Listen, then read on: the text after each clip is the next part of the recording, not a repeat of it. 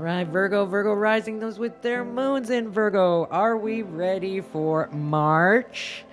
Lots of stuff, as we can see here, happening. Wow, and it's eclipse season. So we're going to take things one by one, Virgo, and see how you can capitalize on the energies. And if you're new to my channel, thanks for joining. Give me a like, give me a follow, try me out for a while. My name is Trina, and I'm an intuitive guide from Peace River, Alberta in Canada. And you can visit me at www.themoontree.org. So today we're going to look at the astrology, and then we're going to pull cards from our Power of 8 Chakra Lenormand and Chakra Oracle deck, maybe even some tarot. So stay tuned for that. All right, Virgo, let's start with the Venus retrograde. So that's from March 1st till April 12th. So Venus is the planet of love and money, and it's kind of going backwards. Not really, that's an optical illusion, but it is slowing down in a way where retrogrades are a time of reset. So because Venus has to do with our desires, our money, beauty, and love, things like that, things that we desire, this could be a cosmic love reset for a lot of people here. So a lot of these karmic relationship issues will come to the surface, Virgo, for everyone during a Venus retrograde. So you might have some lovers from the past text you, or you might have some money issues that come back that maybe haven't been solved in some way. And it's all that kind of feeling of redoing, reanalyzing, reviewing, that kind of feeling. So some important messages can come through. It's basically, Virgo, what are you holding on to that you no longer desire in your heart anymore? Our wants, our desires, when it comes to Venus, are changing. And so while it's in retrograde, we're kind of reviewing all those things. So it's a good time to focus on the healing and the closure of certain things and just sort of realigning your soul's desires. So for you, Virgo, this is Venus retrograde is in your 8th house. So you're really reviewing some debt that you have, because 8th house can hold your debt, your finances of other people, government money, loans, investments sometimes, things that sort of that other money. It could be about reviewing your credit card debt. I'm getting for you, Virgo. You know, it could be a good time to ask for a lower rate. You know, when you phone them up and you're like, I'd like a lower interest rate, please, or I'm going to move credit card companies, right? That kind of thing. And looking at how we can reduce our debt and money. But it can also, on the love thing, because the 8th house is sort of your joint ventures, your spouse, like some old ex stuff might come up, like especially if you you have children with somebody else, but you're not together with that person anymore. These sort of issues can come up during Venus retrograde. So don't worry. It's just a time to review and analyze and see where we could maybe make some improvements. Okay. By the way, during Venus retrograde, it does have to do with beauty. It's not a good time to do crazy things when it comes to your physical self. Like, for example, cosmetic surgery, getting a nose job. Wait till after, when it goes forward again on April 12th. So after April 12th, you'll be safe to get the Botox and the nose job or whatever. Or maybe trying out a brand new hairstyle. Don't do it during Venus retrograde, because retrogrades are review, redo. So often when we do things in retrograde times, we have to revisit them later anyways. So you might as well wait till then. Otherwise, you're going to have to redo things. So I'm just putting it out there.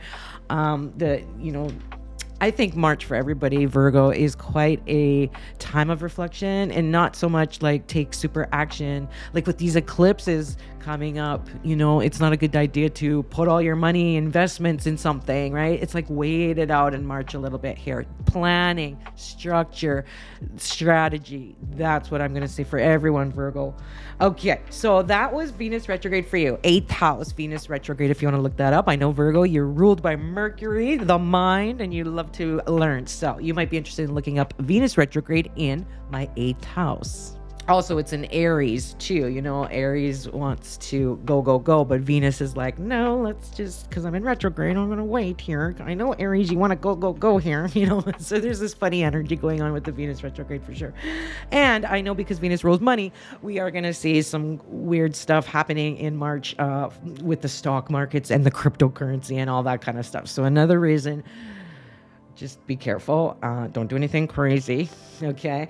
So let's move on. speaking of Mercury running you, Virgo, the mind, the thoughts, well, it's retrograde as well. That doesn't start till March 16th, though, until April 8th. So Mercury retrograde is just, any other Mercury retrograde. It's also in Aries, too. So we want to go, and take action. But all these planets are saying, no, you just wait here. We're just going to plan and think about it and review stuff that maybe wasn't working in the past so that you don't repeat the same mistakes. Okay, Virgo? So again, that is in your 8th house, too, of your finances, your loans, your debts, and some how you do your joint finances with your spouse, maybe, and transformation there. In it could also mean, Virgo, that you're learning about your power, being confident with that yellow solar. I won't be surprised if we get that in the cards later, that yellow solar plexus for confidence and intuition, and rising out of the depths of the 8th house, because sometimes the 8th house can be a little bit difficult, Virgo. So if you are finding things are a little bit wonky, just know that once April comes, it should pick up back again. Okay. Now let's move. Also, I didn't write this down in the chart, but Mars has gone direct, and it is in Cancer. And so that's nice, because you are getting at least a little bit of forward movement with Mars going direct again, because it was in retrograde. So Mars for you, it's in Cancer, Virgo, in your 11th house. So these new networks, these hopes and dreams that you had, you might have made a vision board, and now it's going to you'll see some manifestation happen, right? With the 11th house, your hopes, your dreams, your aspirations, but it's also these new groups of people. So it could be a new workplace, right? A new group of people that you work with, for example, in the 11th house. Maybe you've been waiting to hear from a certain society or a certain group of people, but you should be able to hear things now that Mars has moved forward again. So yes, Mars doesn't like being in the sign of Cancer. It's uncomfortable there because Cancer is wet and emotional, and Mars is hot and dry and fiery and go-go juice, right? And Mars doesn't like being in the sign of Cancer. It doesn't feel comfortable there to be its full Mars Apollo self. So there's a little bit of wonkiness there with the Mars and Cancer, but it could be too stuff about your friends. Maybe your friends are a little bit moodier than usual, Virgo, and you're going to be asked to be the shoulder that they cry on or something like that. So that's just kind of a little thing there. Okay. Now we get into the nitty gritty, Virgo, these eclipses. Okay, so we've got this full moon on March 14th, okay? Full moon, it's a lunar eclipse, and it's in Virgo, your sign. So you're really probably already starting to feel this. And remember, these eclipses last for a long time. So it's not just like on the day of March 14th, you'll be this and this and this. It's like this slow unraveling of things, but you might already start to feel this full moon completion phase or an illumination in yourself, like a new identity maybe, or what do I need to change in my life? What do I need to change in my relationships as a Virgo? And it could be a physical change. I need to get to the gym. I'm the illuminations there. I'm like, okay, I need to get to the gym here. So there's relationships, and there's also your physical self, how you look, how you are perceived by others could be important to you at this time, and you may see some more insights for this full moon, okay? It is a storm moon. It's probably called that for a reason. I do see a lot of fast money changes when it comes to economy. I know, Virgo, you're an earth sign. You probably like listening a little bit about the money and the financial astrology, for example. There is going to be a lot of fact-based journalism that week. We're going to hear a lot of news on the media, and it's going to probably have to do with the economy, the cryptocurrency, or something like that. So watch for that full moon, March 14th in Virgo. Another thing, too, Virgo is the sign of health and organization. So it could be like, I need to organize myself. I am a Virgo. I already know about health and alternative health and wellness, and I appreciate that. But now I want to do some of it on myself a little more, like practice what I preach almost. Okay, Virgo. So that's cool. Now, speaking of that full moon, and you like health, pancreas, okay, turmeric can be added to your food. For pancreatic health, okay, on this full moon week, March 14th. Coconut oil is very good. I like to mix a little bit of olive oil and coconut oil, and after my bath, I put it all over myself. And I think it really works to keep my skin young. I'm 47 years old, and it's not too bad. Yeah, I do like the coconut oil for sure in my coffee, on my skin, in my hair, like putting it on the tips of I do like coconut oil for many things. So there's that. And then also not so much, dairy, sugar, alcohol, but you know that, Virgo. Okay, you know that. Now, if you like essential oils like I do, geranium's very good that week. And also frankincense, maybe a drop in your belly button can be very beneficial for that intestinal, pancreatic kind of health and stuff. So that looks good. Now, let's move on to the next eclipse thing, solar eclipse, Virgo.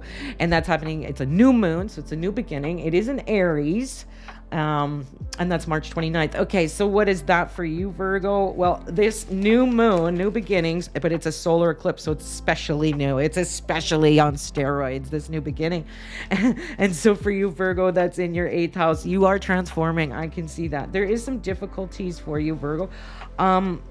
Being with all this 8th house energy and stuff for March and even into April, the problem with the 8th house, I guess, one yucky thing that can happen is that you might have to go to a lot more funerals, if you get what I mean. Okay. It just seems, because it is the 8th house is the house of death and transformation. So it can be a metaphorical death, but then sometimes it can be like a physical, real death in that. You may be asked to rise up and help out, in all sorts of stuff like that. But there is a transformation there. You're not the same Virgo that you were last year. I'll tell you what. You'll see after especially during when your season comes, Virgo, you're going to feel like you've changed a lot since last year. Think of 12 months. Once your birthday comes around, Virgo, think about last year around that time and where you were at. You'll see so many changes and transformation has happened for you. So take that and be excited, because it's the whole reason we're living this simulation, this life, whatever you want to call it, the reality we live in, is to experience. And, you are a Virgo, you love data, you love knowledge, so have fun with it, right? And yeah, there'll be some difficult times, but you can get by with a little help from your friends. It shows here. There is some, connection energy. There is also potential for you to transform your relationship to the next level, getting married. Don't get married during the Venus retrograde. Wait till after, from March 1st to April 12th, don't get married. I forgot to mention that. It's not good to get married during Venus retrogrades, because you'll probably have to revisit it later or something goes wrong or whatever. I don't know. I'm just saying, wait till after April 12th, to get married, if you are getting married this year. Okay, Virgo, that would be my advice. I mean, if you already have the wedding set, of course you're not going to change it. It's just astrology. But just saying, there's something to be said about timing. All right, so let's look at your cards now, Virgo. These are our cards. The Power of 8 Chakra Lenormand we'll start out with. And then after that, we'll pull a pink card from the Power of 8 Chakra Oracle. All right, so let's see. I'll knock 3 times. Maybe that was 4. I don't know. Whatever. You're just knocking off the old energy, right? When you do that. I always started reading like that. And then I kind of blow my intent on there. What can we know, Spirit, for Virgo in March to capitalize on any opportunities, be forewarned, anything like that? All right. Okay, so here we've got the Fox card, which is usually, almost always, the work card, or it can be entrepreneurship as well. So something with your work, okay? Technically, Virgo, you run the 6th house, which is about work, but that's for another day. Anyways, we're going to talk about your work and something new with that. Okay, so the Child card is the new. You're having a little bit of a new thing here. I would imagine it's on that new moon, March 29th, or it could be the new moon that's coming up right away. Actually, at the time of this recording, tomorrow is the new moon. So, I think it's in Pisces tomorrow, the new moon. But then the next new moon is in Aries on March 29th. But anyways, at some point here, we've got the new, and we've got the new, something to do with your job. Okay. This can also mean something funny, like you're getting someone in your family's having a new baby, and it's going to be like a redhead, or maybe a fire sign, or just a real spunky kid, like a little bit cunning like a fox. But sometimes it can mean like the physicality of having like red hair, for example. That's just an extra thing, Virgo, for some of you who are maybe you're expecting a child or a grandchild in March. That could be, you know, something too. But in any case, I do think it has to do with some kind of, the people at work, something new, and you're making some kind of new contracts and commitment, because I did see some sevens, which is contracts and commitments, and your spouse, it can mean your closest business partnerships or your closest spouse, like a husband or wife kind of thing. So there's something new with the work contracts, I'm thinking, is for most Virgos that are watching this today. Okay, so that looks cool. But let's pull a tarot card too. Not our tarot cards. This is from another company. And these are actually called the Learning Tarot. They're really cool because they got everything on one card. Not just the picture, but words and the chakra and the planets. I just love these for like all the things on one card. It's just much easier to interpret. Okay, and so we've got that. I think I got them from Etsy or something though too, so I can't even remember. It was a long time ago. Okay, so we have here the moon. That's funny because we have that Virgo lunar eclipse full moon, and then I get the moon card. Excuse me. Now this is number 18. 1 + 8 = 9. And 9 is the number of detox and getting rid of things that no longer serve you, right? And then we have the 1 next to the 8. The 1 is taking leadership in your life. And the 8 is like that transformation number. So we've got a lot of information here. Now, the moon card is a major arcana card. So it's important, Virgo, you're really going to see something happen in March, right? Like a real shift of energy or something being enlightened with this moon. Sometimes the moon can mean information is a little deceptive, and that could be because Venus is in retrograde and things are muddy when it comes to love and feelings and things that the moon rules in Tarot, right? But it does show me that you've got, strong intuition. I think your dreams, Virgo, are going to be super intense, especially around the lunar eclipse full moon there, March 14th in Virgo. Okay, so, you may already be having the dreams already, and getting these intuitive dreams, or such realistic dreams, and you don't understand why.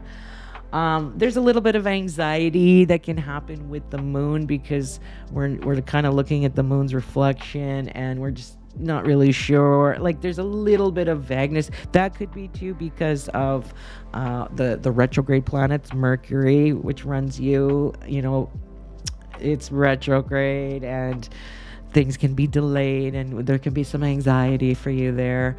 And then with all this eclipse energy, wow, I'm not, I think it's important to do some mental health stuff, Virgo, and working on the subconscious, your fears of insecurity. And so maybe, Virgo, a nice thing is to do hypnosis at night or sound frequency healing, anything to reprogram the CPU, I call it, the brain, the subconscious, into, calm, I'm awesome. Maybe it's affirmations at night. I don't know, whatever feels comfortable for you, Virgo, in particular. I myself listen to something every night when I go to sleep, whether it's a hypnosis or a subliminal or sound healing or anything. And then, I like to reprogram this brain pretty much every night for success, right? And feeling stable and calm. And could be a case too of getting into the water, Virgo, with this moon card. It's kind of a watery card. It is run by Neptune and Pisces and the intuitive third eye. Like there's a lot of water energy here, which means, Virgo, that you could do well by going for walks, along the river or the lake, or going swimming or going to the hot tub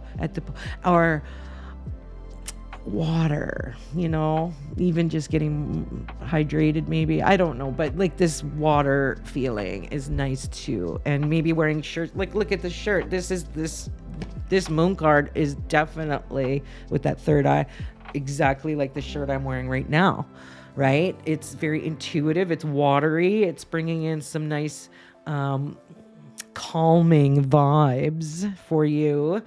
You know, because when we got that new, new at work, the fox can sometimes mean someone who's kind of like cunning and sly. Usually I don't really read it that way, but maybe Virgo, there is someone at work or there is someone in your life who feels a little bit like you can't trust them or something like that, or they're being foxy, and there's something new that comes up with that. So, and then that moon card might make you feel a little anxious about it. So trust your intuition, trust that your dreams tell you some answers too.